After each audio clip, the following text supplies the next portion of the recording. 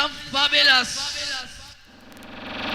Come in wonder, come in wonder, come in wonder, come in wonder. Okay, everybody, we are gonna stack some colorful blocks and we are gonna like it.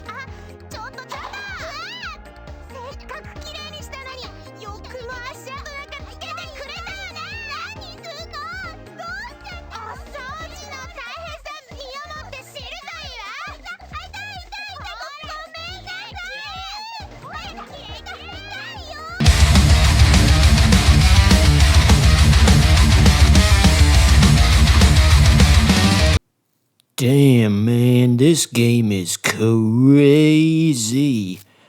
Crazy with a capital, something from the acrylic alphabet. It's that kind of crazy. So this is the Saturn version, by the way, if that hasn't been talked about. Tell all of your friends at school that you own a Sega Saturn, and they will laugh at you. They'll say, ho ho ho ho ho, out of the 3 possible systems that were available during that time period, he has the least popular one. And then another kid will chime in with, I bet he doesn't even have any of the cool Japan imports either. I bet he only plays the North American library. This idiot over here doesn't even know about Shining Force Part 3, which only came out in Japan. Yeah, that's what they're gonna say, all those dumbass, school kids who are probably born in 2011. They're weirdly educated on the history of consumer electronics from 30 years ago that failed.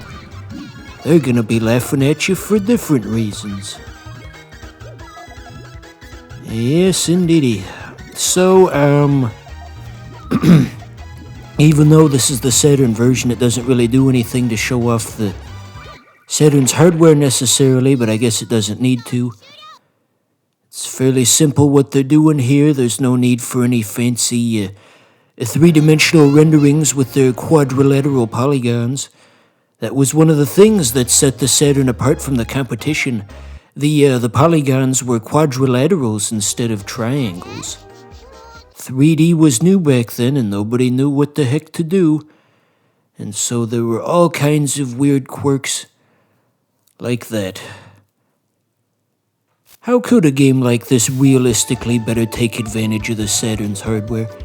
I guess in a best case scenario, they could make all the Pyus pre-rendered instead. Regular rendered would be too much of a strain, but if they just made all of the blobs into like shitty looking like 144p JPEGs that look like something out of Donkey Kong Country, that's certainly doable. It would look like Columns 97, basically. Yeah, that's a reference people are gonna get. It would be something that would be appreciated by people of 1997, but certainly not appreciated by audiences of the present day, for the pre-rendered look often does not hold up well.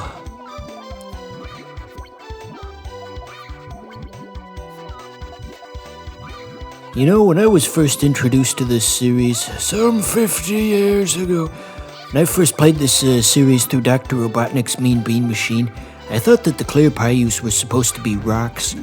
You're probably thinking, how could you ever possibly think that? Stupid fucking bitch. That ain't no rock. Anyway, cause the reason is, they're clear and transparent and you can see through them. And of course the background is made out of rocks in Dr. Robotnik's Mean Bean Machine. So if it's clear and it's, the rocks behind him, it just creates this optical illusion where it looks like it's made of rocks. And I assumed as much for years. I don't know what finally set me straight on that issue. If they ever made like a Flintstones themed Puyo, they could just make the clear Pyus into actual rocks. That would be doable. Barney, there's too many rocks on my... Oh, fuck, I skipped the cutscene. Sorry, everybody. Barney, there's too many rocks on my side of the screen. And then his screen fills up completely and he goes, Wilma! Funny stuff. Funny stuff. So what do you think the frog was gonna say since we skipped this thing? I believe he was holding a plate and a fork. just now in that little animation he was doing, so his whole character arc is probably eating. One of those types of characters, you see.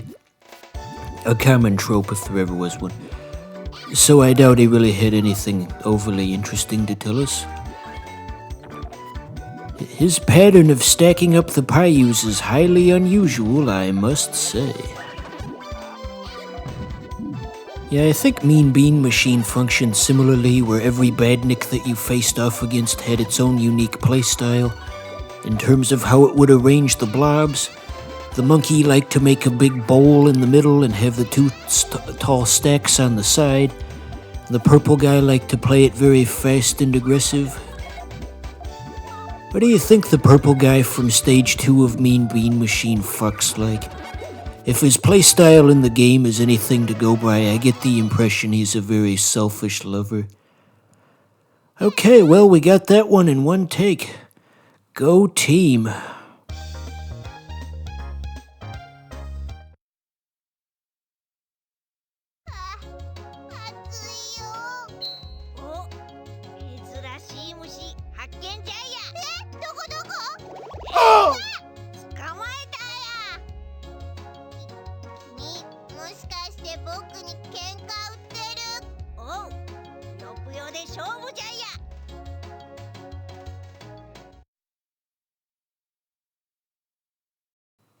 Damn, son, that guy threw a net over us.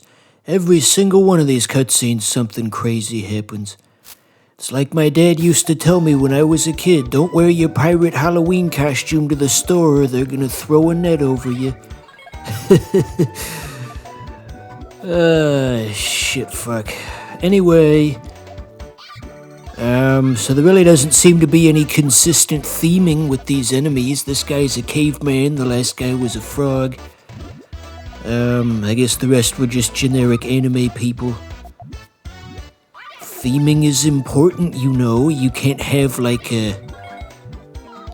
what's a clever example? You can't have like a... This is a good channel, huh?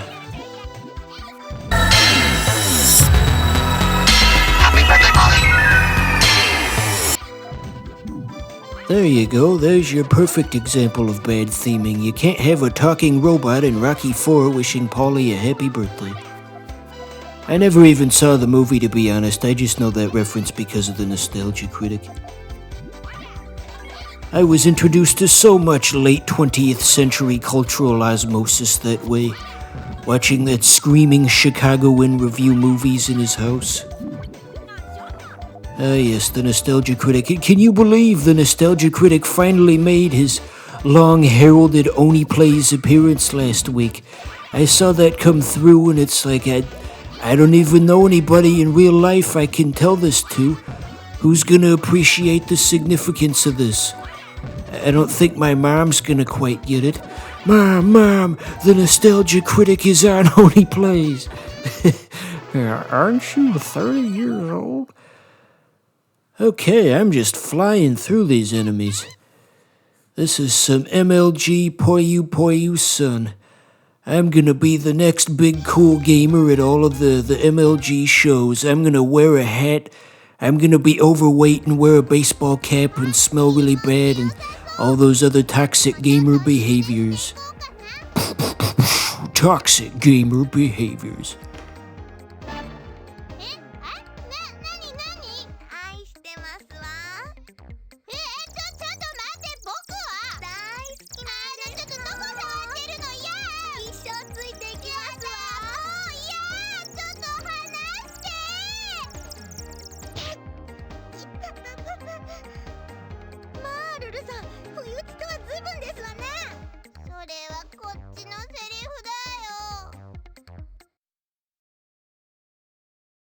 I don't know what the heck was going on in that cutscene.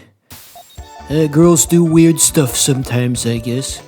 I was in school once and a girl said to all of her friend group, "Let's all go in the bathroom and do that thing." There was another guy who also heard that, and he looked at me with just confusion and horror. Oh my goodness. So, this character looks to be a witch, I guess. You guys ever play the Cotton series? You know, there's like a little witch in a shoot 'em up, critically acclaimed series in the land of the rising sun. I was at a convention once and I found a copy of the Switch Cotton game that I picked up. It's like, wow, imagine finding this here.